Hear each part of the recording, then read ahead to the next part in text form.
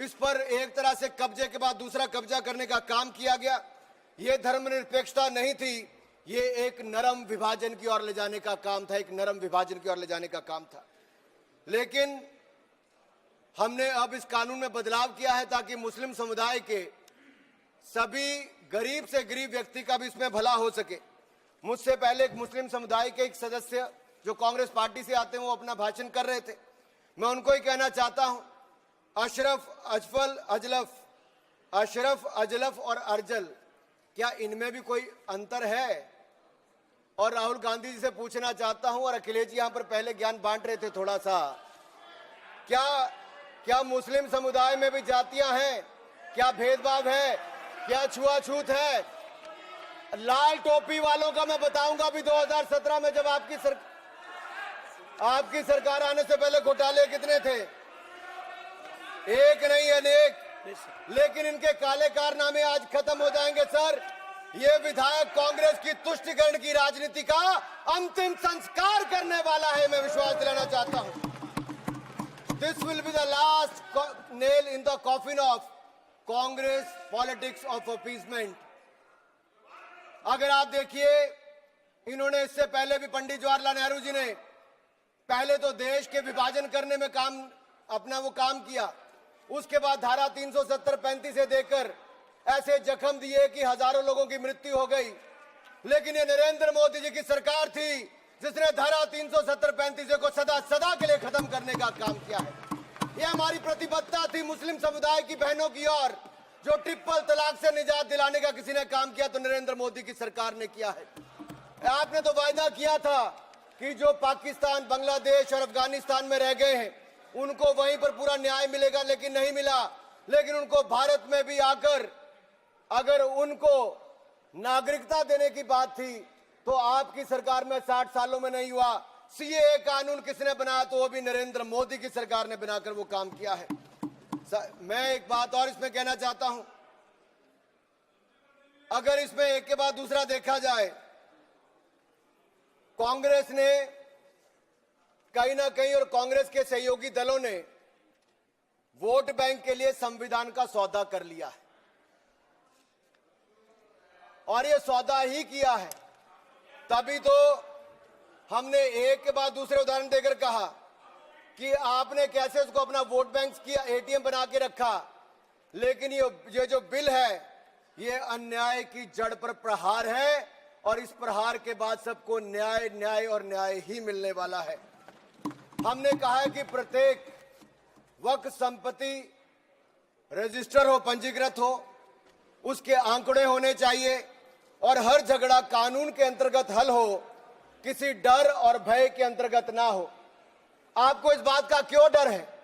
अगर किसी को न्याय मिलता है, ट्रिब्यूनल के बाद अगर कोई हाई कोर्ट, सुप्रीम कोर्ट जाना चाहता है तो आप क्यों रोकते हो? देश में हर कानून के अंतर्गत, चाहे इनकम टैक्स का हो या कोई भी हो, आप एक के बाद दूसरे कोर्ट जा सकते हो। लेकिन वक्फ में ये कानूनी रोक क्यों लगाकर रखी थी? ये बिल जो कहा गया किसी धर्म के खिलाफ, ये बिल किसी धर्म के खिलाफ नहीं है। यह बिल भ्रष्टाचार, धोखा और धार्मिक सामंतवाद के खिलाफ है और हम इसके खिलाफ रहेंगे। ये बात स्पष्ट है कि ये आस्था का विषय नहीं है। As long as prime minister Modi is the PM, तक प्रधानमंत्री मोदी जी प्रधानमंत्री है, तुष्टीकरण जो है वो बंद रहेगी। यह विधेयक जो है हिंदू मुसलमान के बीच का नहीं है। ये कानून और बिना कानून वाली जो व्यवस्था उसके विरुद्ध है। हो गया, अब आपके कारनामों के कारण बार बार नहीं होने देंगे। सर, मैं एक अंतर्राष्ट्रीय स्तर पे क्या परिस्थितियां वो थोड़ा बताना चाहता हूं।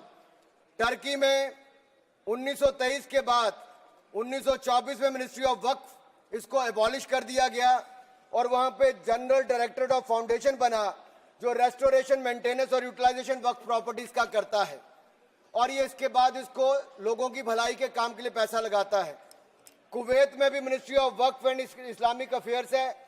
ये एसेट, मस्जिद, स्कूल, अस्पताल, इनका सबका देखरेख करता है और मॉडर्नाइजेशन के माध्यम से, टेक्नोलॉजी के माध्यम से इसका फायदा उठाते डिजिटलाइजेशन किया है।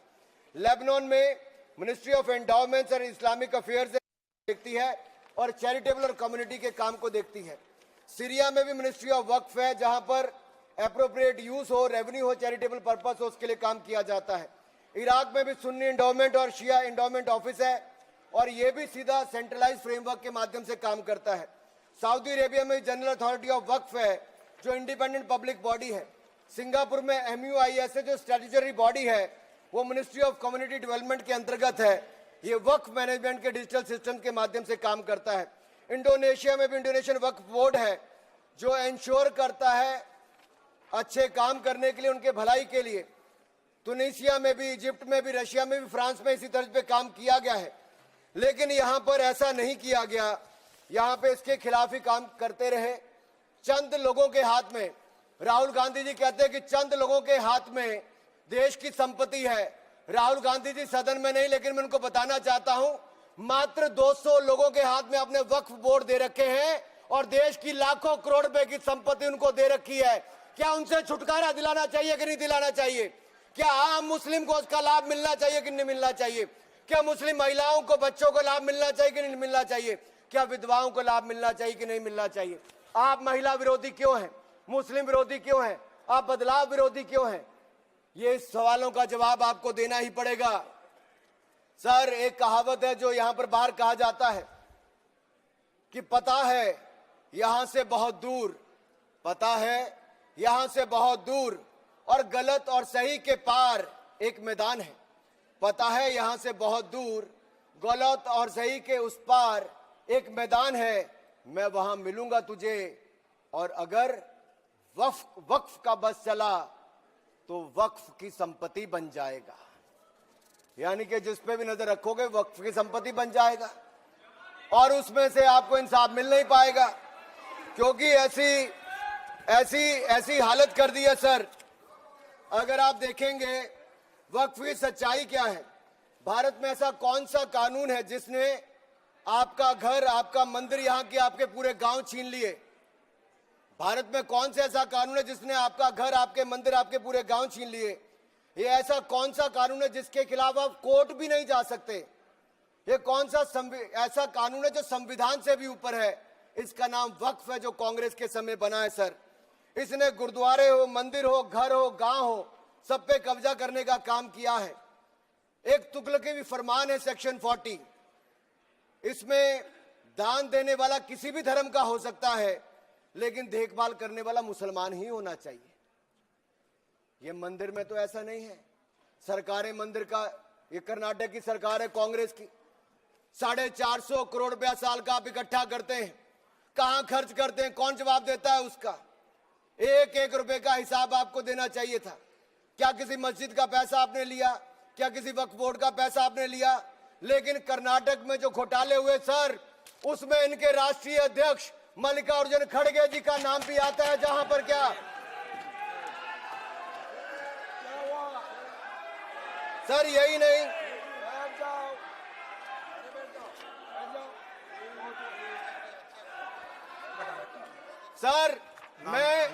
सर मैं इसको माननीय नहीं सर, मैं सबूत के रूप में सर मैं लाया हूं सब कुछ। मैं बोल दिया सर, ऐसा गिवन ना डिसीजन नहीं दे दिया बस। प्लीज सर, नाम नहीं लेता सर, मैं नाम वापस ले लेता हूं सर। बड़ी मुश्किल से परिवार के बाहर सर, इसमें सर मैं टेबल कर देता हूं सर, मैं टेबल कर देता हूं सर। ये मैं टेबल कर देता हूं सर। सर, आपकी अनुमति हो तो मैं ऑथेंटिकेट करके टेबल कर देता हूं सर। जी नाम वापस ले लिया, एक मिनट वापस ले लिया। ठीक है, एक मिनट आप सब बैठिए, आप सभी लोग बैठिए, आप सब लोग बैठिए। माननीय वेणुगोपाल जी प्लीज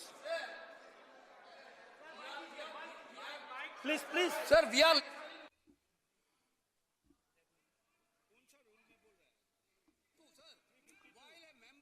जब कोई सदस्य बोल रहा हो, महोदय ने कैसे नो एक मिनट आप लोग मत बोलिए। माननीय वेणुगोपाल जी, हमने नाम एक्सपांस भी डिलीट भी कर दिया और उन्होंने भी वापस ले लिया। उसके बाद और क्या है? उसके बाद क्या है?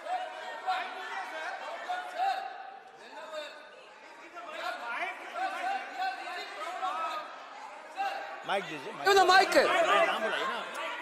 एक मिनट वेणुगोपाल जी बोलिए, आप वेणुगोपाल जी बोलिए, please be sit, all members please sit. कृपया सब लोग बैठ जाइए।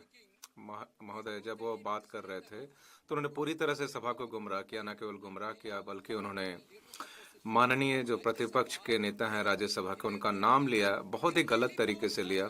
हमें उन पर बहुत गर्व है।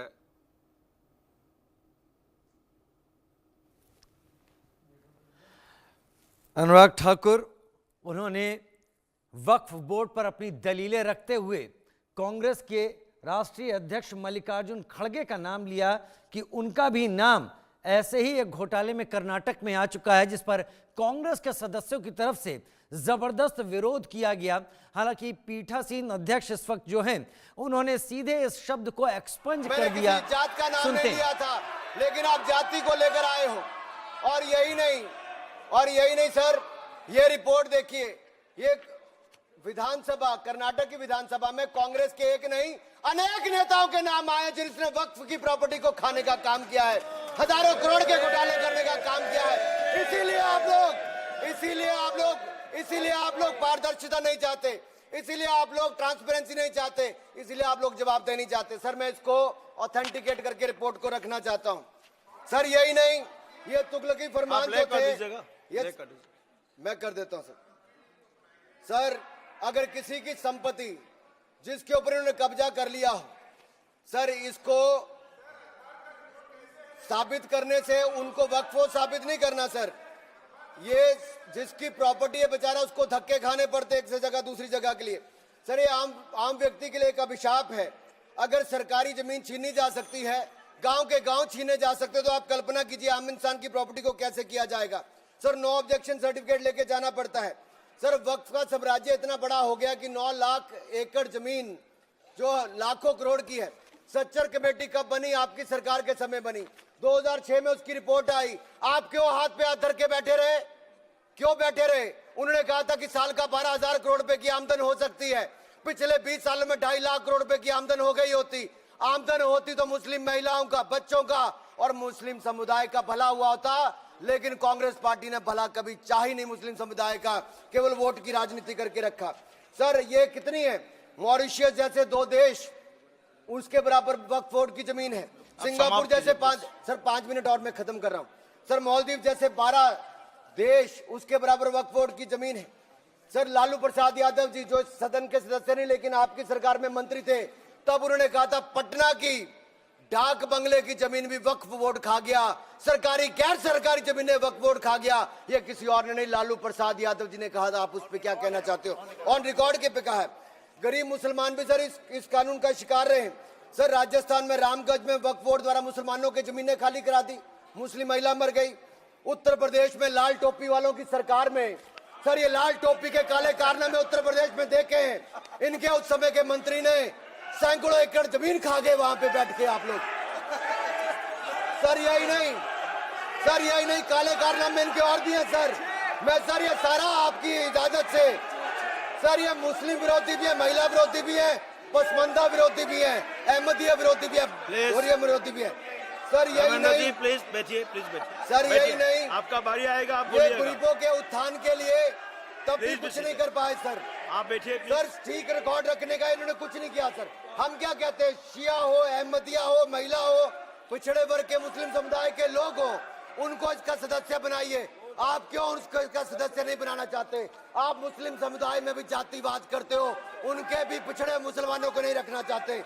सर यही नहीं, sir Waqf is a state with in state.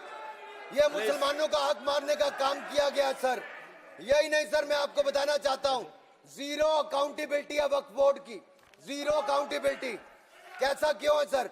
Sir Manmohan Singh ji ने कहा था, कह सकता हूं, वेणु जी के नहीं कह सकता, कह देता हूं, पूर्व प्रधानमंत्री ने कहा था, आप सोच लेना किसने कहा था। पूर्व प्रधानमंत्री ने कहा था Muslim must have first claim on our resources. एक सदा हिंदू विरोधी रहे हैं, ये केवल मुसलमानों के पक्ष में किया, लेकिन आपने मुसलमानों के लिए कुछ नहीं किया। अगर मुसलमानों को पक्के मकान, पीने का पानी, अच्छी शिक्षा, भोजन, ये सब किसी ने दिया है तो नरेंद्र मोदी जी की सरकार ने दिया है।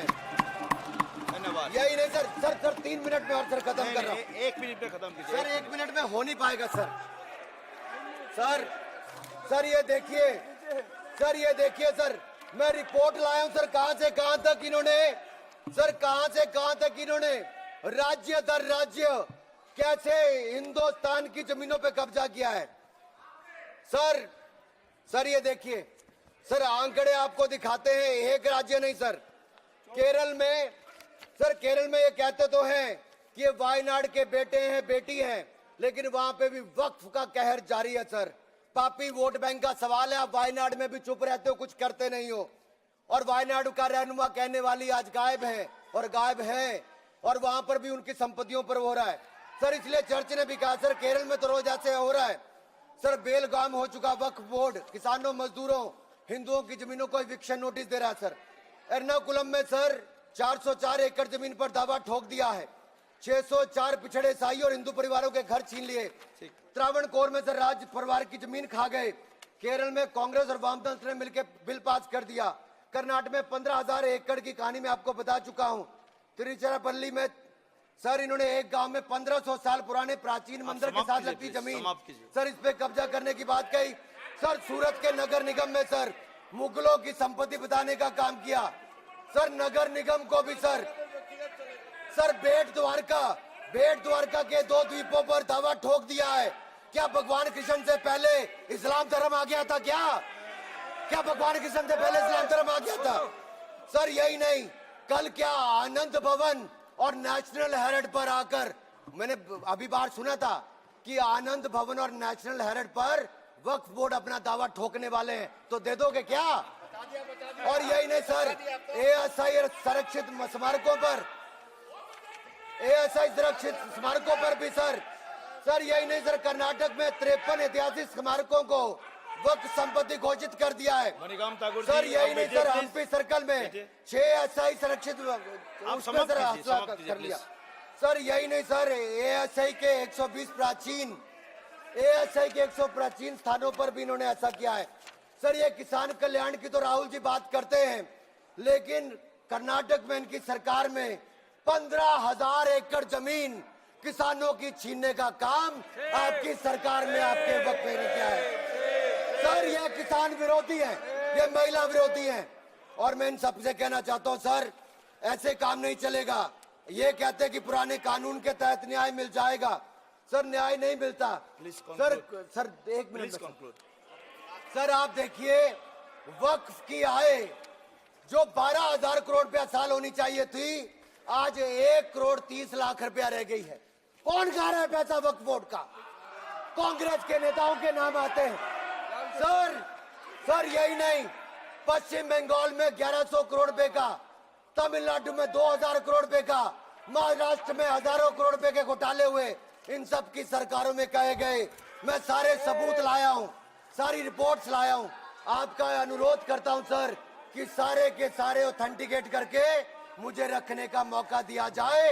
ये विपक्षी दल, क्योंकि ये भ्रष्टाचार में जुड़े हुए हैं, हम वक्फ बोर्ड के भ्रष्टाचार को खत्म करना चाहते हैं। धन्यवाद सर बस ये सर आखिरी लाइन है सर, ये नेशनल हेरिटेज में छपा है कि महाराष्ट्र में हजारों करोड़ रुपए का घोटाला, महाराष्ट्र में छपा नेशनल हेरिटेज में, और नेशनल हेरिटेज के घोटाले के रूप में कांग्रेस के एक नेता बेल पर हैं जो अपनी सेवाएं यहां पर दे रहे हैं।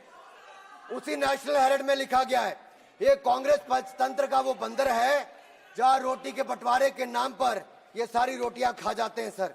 सर ये मंदिरों की जमीन संपत्ति के नाम, ये विशेष कानून इसके लिए क्यों नहीं है सर? ये वक्फ के लिए क्यों है सर? इनका विचार साफ नजर आता है सर। ये मंदिरों का सोना पिघलाकर ये तब तो ले जाते हैं, लेकिन भ्रष्टाचार के नाम पर जमीन पर कब्जा करने के लिए वक्फ बोर्ड बना देते हैं सर। हमारी सरकार वक्फ को पारदर्शी और जवाबदेह करना चाहती है। हमारे पास काफी वक्ताओं का लिस्ट है, सबको बोलने का मौका देना है। लास्ट 30 सेकंड में लास्ट 30 सेकंड सर। सर आपने कहा था कि कोई बीच में टोका टोकी नहीं करेगा, लेकिन इन्होंने तो एक ऐसा जमींदार खड़ा कर दिया है जो एक नहीं अनेक ऐसी हजारों करोड़ रुपए की संपत्तियां खा गए। और कर्नाटक के कुछ नेताओं के, कांग्रेस के नेताओं के नाम में सर ले सकता हूं जिनका रिपोर्ट में नाम आया सर, विधानसभा में रिपोर्ट आई है सर, सिटिंग विधायक है, पूर्व विधायक, पूर्व मंत्री, राज्यसभा के प्रतिपक्ष के नेता हैं, ये वक्फ की प्रॉपर्टियों पे कब्जा करने वाले, पैसा खाने वाले हैं। और यहां तक कि एक 5 स्टार होटल का भी सुलह कराने के लिए इन्होंने कही। सर मैं इतना ही कहना चाहता हूं, ये बिल मुस्लिमों के जीवन में एक बड़ा बदलाव